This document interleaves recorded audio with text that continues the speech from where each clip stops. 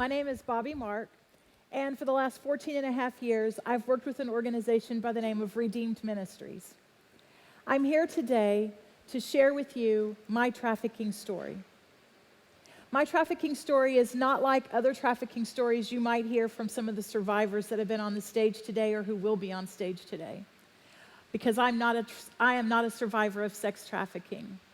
But my trafficking story is here today to share with you what I went through as I learned about sex trafficking and about what my organization went through as we grew in sex trafficking, and what my husband and I went through as we served with our organization and the survivors of sex trafficking.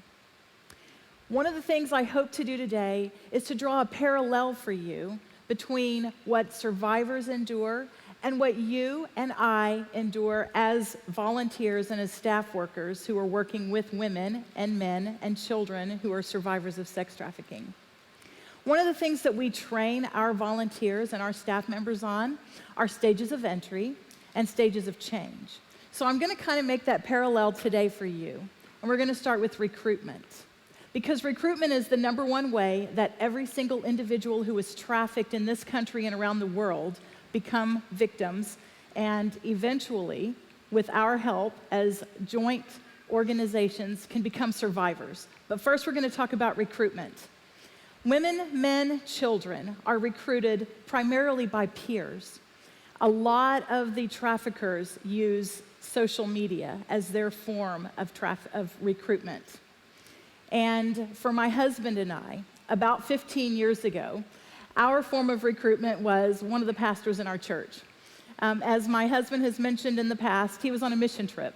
And while he was there, he learned about what human trafficking is and had a very brief introduction into what sex trafficking is. He came home, introduced me to that, and together we were asked to join this organization and help serve and help outreach to these victims.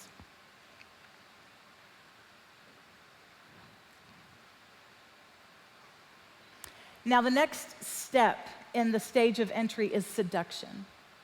So the seduction piece can look very different for the trafficking survivors whenever they are becoming victims, because the traffickers, they prey on the vulnerabilities of the women, the men, and the children that they're trying to traffic. They are very savvy, and they're able to see what each individual's vulnerabilities are, and that's what they play on. So whenever we're looking at these women, these children, these men who are being trafficked, that's one of the first things we ask. What were his or her vulnerabilities? What is it that allowed them to be sucked into this? And how were they seduced? The seduction can look very different depending on those vulnerabilities. Seduction can include, I love you. The majority of the women that we work with in Redeemed Ministries thought their trafficker was their boyfriend. And that's how they were seduced. They felt loved. They felt accepted. They felt needed. They felt wanted. They felt beautiful. And they were seduced. Seduction can mean, I will provide for your needs. I'll provide for your food needs. I'll provide for your financial needs. For my husband and I, our seduction looked like, there is a need out there. You guys are great at what you do. I think you would do well in this. So can you come alongside and do this work with us? That's what our seduction looked like. Now, the next stage of entry is typically isolation. But for us, and for my purpose of my talk today, I'm going to talk about coercion first, and then let you know that isolation is typically the first stage. But for today, we're going to talk about coercion first. Now, coercion can look different for a lot of different reasons, because again, the vulnerabilities of the men, women, and children are going to make every single step of this stage of entry look different for the children, the women, and the men that are being played on, right? So the coercion piece. The coercion piece is, I'm going to talk you into doing something that you think you want to do, and that you're going to think that you're complicit in, but you are really not.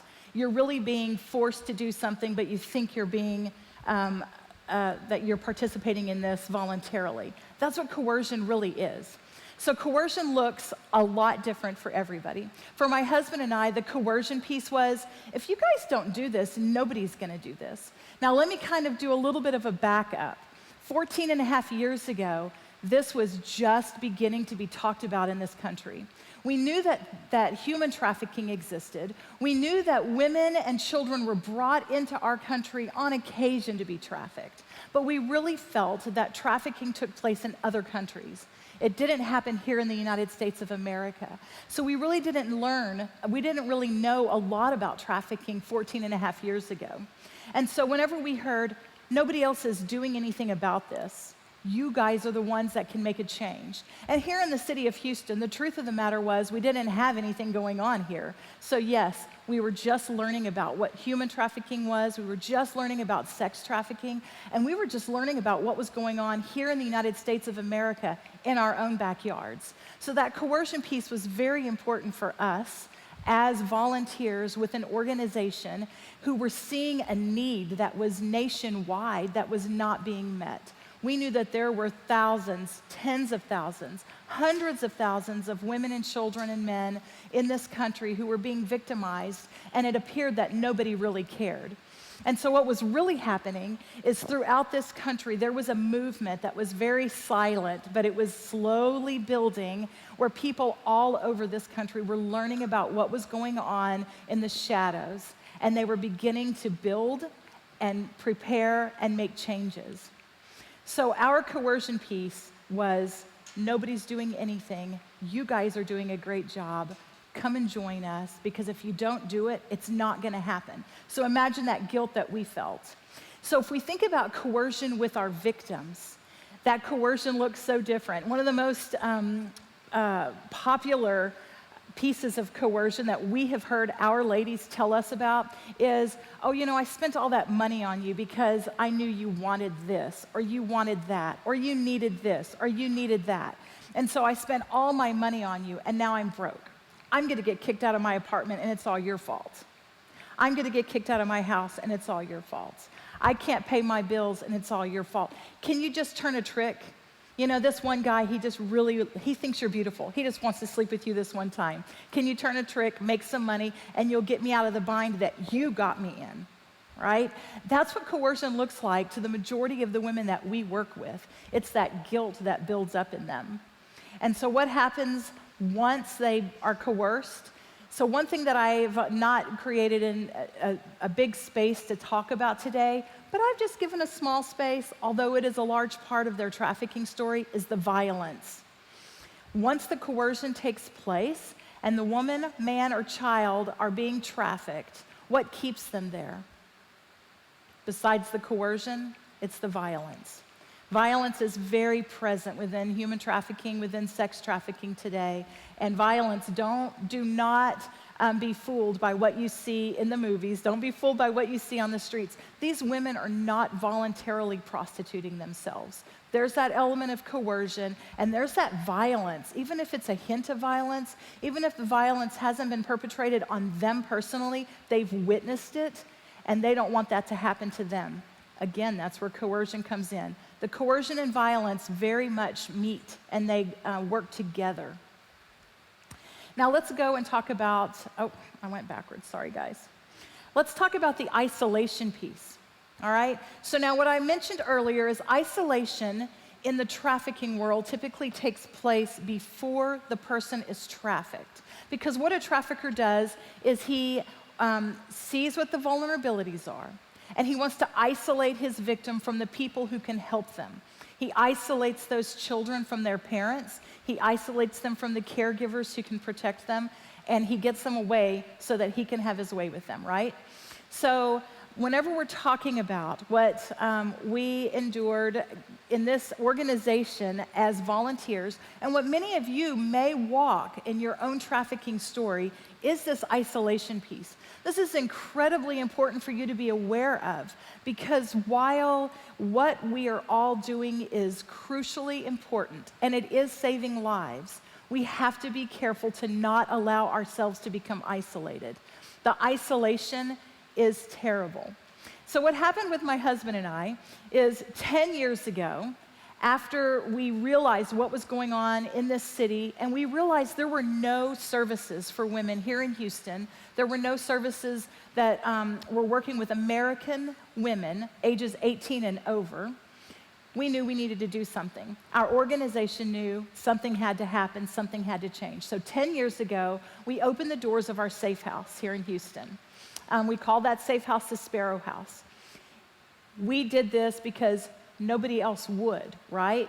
And we knew that we needed to step through those doors to serve the women that needed these services. But what was happening is, because there was nobody else to do the work, there was nobody else in this fight in Houston at that time, we stepped through those doors and we were very realistically isolated.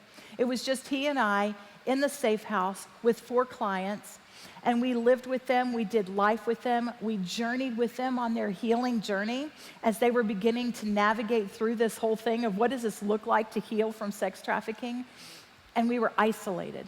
The isolation is terrible. And I just want to encourage you as volunteers, as staff members, don't allow yourselves to become isolated. Because once you're in this work, you've got to surround yourself with other people who do this work with you and who can support you and who can be that when you're not able to be that, right? So the isolation is a very important aspect of both our victims and now our survivors that we work with, as well as us as caregivers. We don't want that to happen. I'm going backwards, I'm sorry. So one of the other things that we teach our volunteers and our staff members are the stages of change. These are the stages that victims go through as they are transitioning from victim to survivor and eventually to thriving, right? So the stages of change are something that I wanted to share with you today briefly. Pre-contemplative. Whenever a victim is in a pre-contemplative stage of change, she thinks everything's okay. I'm good, nothing's wrong, I'm doing this voluntarily, I don't need your help, right? You as a volunteer or as a staff member, as a caregiver, can easily be in this stage of change because you're exhausted, you're emotionally drained, you're physically drained, but you might be in the stage of change where you're saying, it's all good. Because you think back to that coercion piece, if I don't do it, nobody's gonna do it, it's not gonna happen. I'm good, it's all good. Don't let yourself be fooled. The contemplative stage of change. When we have a victim, and I'm very specific about victims and survivors here, when we have a victim who's still in a contemplative stage of change, she or he is now starting to determine, okay, this may not be great. This is not the best situation. Maybe something needs to change. Maybe I can make a difference in my life. Maybe somebody can help me, right? That's what a contemplative stage of change looks like for someone who's being victimized. For you as a volunteer, for us as a volunteer, as a staff member, the contemplative stage of change came at about 6 years. Guys, we were 6 years into the safe house operations when we were like, okay, maybe this isn't so great. Maybe we're a little exhausted, and maybe we need to take a break. Maybe we'll start listening to some options that we might have where we can rest our bodies and rest our minds. I want to encourage you, do this a little bit quicker than 6 years. You need to take these breaks. You need to rest your body. You need to rest your mind. You need to become physically and emotionally recharged frequently. Don't wait 6 years. The preparation stage of change. The preparation stage of change for our victims is when they're begin to get that survivor mentality. They are preparing to leave their situation that is not great. So as a volunteer, as a staff member, what our stage of change looked like when we were in the preparation stage, we were starting to say, okay, we're gonna take some time off. We're gonna plan a sabbatical. How long is it gonna be? Where are we gonna go? What are we gonna do? Who is gonna take our place and do this work while we're gone? The preparation stage is very important, but again, you don't wanna wait 6 years to do this. Guys, the action stage of change is one of the best ever.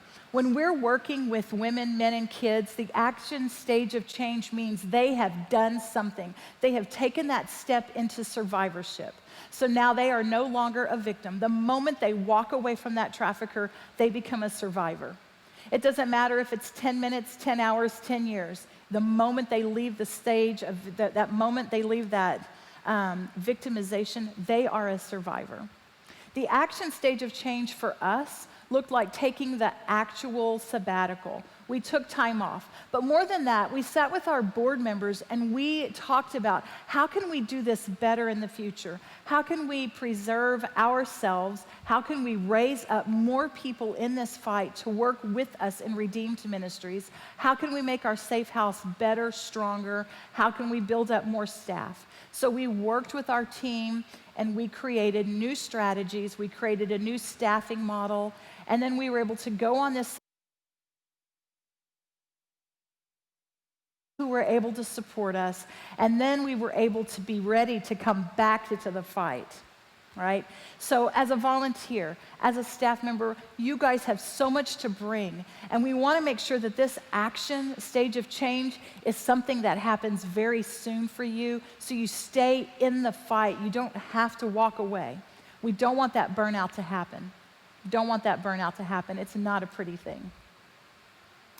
Now, the maintenance stage of change. The maintenance stage of change for the women that we work with is the most difficult stage of change because they're learning who they are, they're coming into their own person, and they don't feel like they fit in anywhere.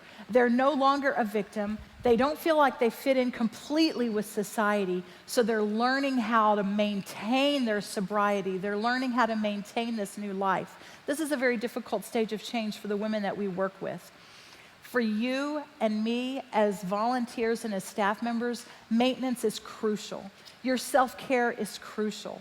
We have to take time to refuel, to rebuild, and to be able to continue in this fight because there are people who count on us and depend on us to be able to do what we do well.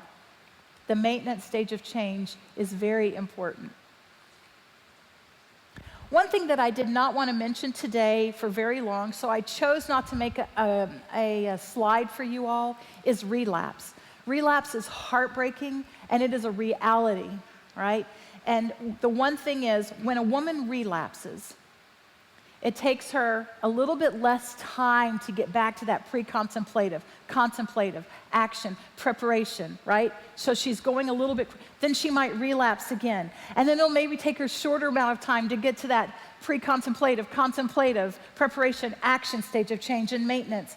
And then if the relapse happens again, this cycle goes quicker and quicker and quicker.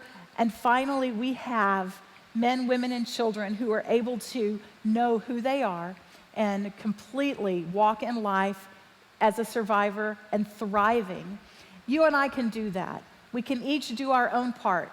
We all can't do everything, but we can each do something. And so that's what we're all here today to encourage you. Walk alongside, figure out what it is that you have to give, what you want to do, and just do something. Thank you.